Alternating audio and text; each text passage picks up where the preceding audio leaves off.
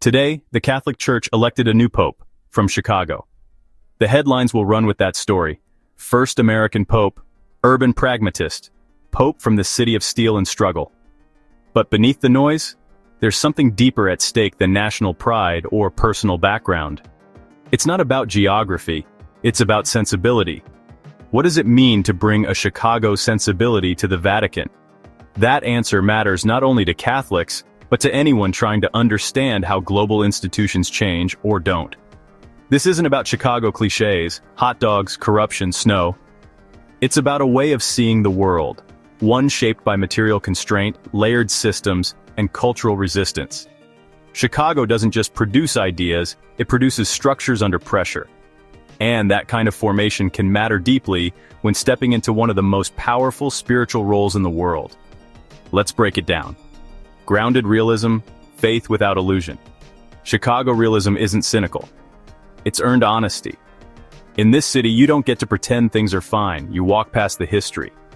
You hear it in the accent. You see it in the rust. Realism here isn't despair, it's respect for struggle. If this pope brings that to Rome, we might see a church more willing to speak clearly about its past, sexual abuse, colonial harm, institutional failures. Not just with sorrow, but with responsibility. Not just lamentation, but repair. But realism has a shadow side. It can settle. It can say, well, people are flawed, and use that as an excuse to dodge transformation. Realism in the wrong hands becomes resignation. So we must ask, will this realism drive repentance and reform, or will it become the new face of resistance to change? Structural imagination, faith as infrastructure. Chicago doesn't just build towers. It builds systems of transit, neighborhoods, resistance. You survive here by understanding how things hold together or fall apart. That's structural imagination, invention inside constraint. If applied wisely, this could become a hallmark of the new papacy, reimagining how the church governs, not just how it speaks. A church that shifts decision-making, decentralizes authority, and treats its global body not as a pyramid, but as a network of builders. But again, systems can serve, or systems can dominate. Innovation can consolidate power just as easily as it shares it. Bureaucratic reform can become a new form of control. The test won't be whether this pope has big plans. The test is, who benefits from them, and who is still waiting outside the gates? Grit-driven expression, faith from below. Chicago art doesn't come from galleries. It comes from basements, from block parties, from kitchens and sidewalks.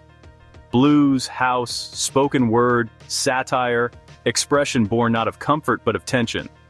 That's the heart of a church that truly listens to the poor, not just as a moral theme, but as a source of theology. A church that prays not only in Latin, but in lament, laughter, dance, rage. A church that sings because it has something to survive.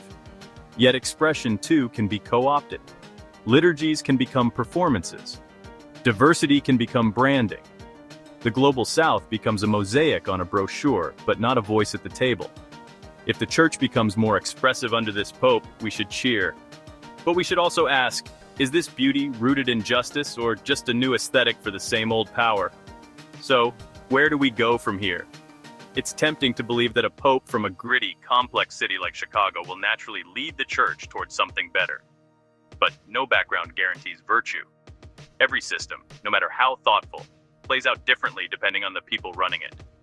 That's why the question isn't just, what kind of pope will this be? The better question is, what kind of church will we insist on helping build? The public can demand truth without succumbing to despair.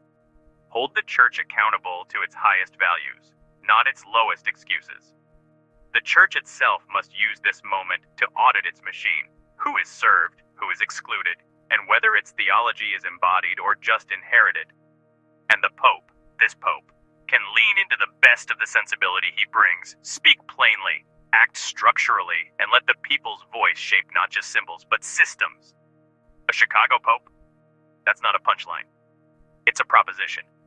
That the church could be as honest as a factory shift, as complex as a neighborhood, as loud as a block party, and as imaginative as a city that never had the luxury of ease.